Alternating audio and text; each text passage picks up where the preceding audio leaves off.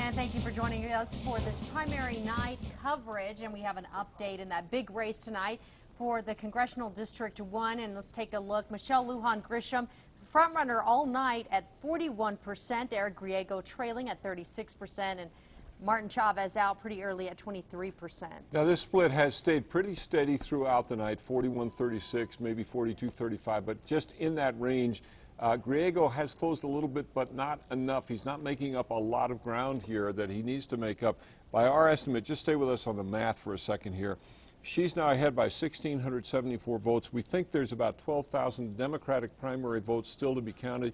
Marty Chavez will get about 20% of those, so that would leave 9,600 between Grisham and Eric Griego, and he'd have to make up 1,700 votes in that. He'd have to have a margin of more than 1,700 out of 96. That's going to be really, really hard for him to do. Let's go to Michelle Lujan Grisham's headquarters now, where Katie Kim is. Dick and Jessica, dozens of supporters are still here downtown, not quite ready to celebrate her as a definitive candidate, but the mood is still upbeat.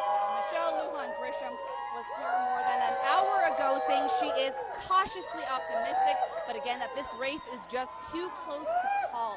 Now as the final numbers start to trickle in, her supporters remain confident that she will be the Democratic nominee for Congress. Now Grisham is currently outside watching results as they come in, but still no sign of calling this race. Back to you.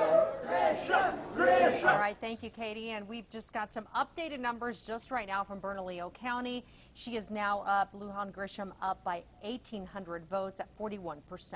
And is that right about, is that 88% of the precincts yes. reporting? It's almost impossible at this point for Eric Griego to catch her.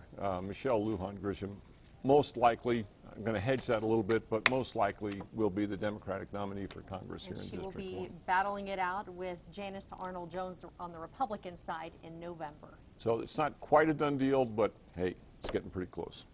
Thank you for joining us for all your primary night election coverage. Good night.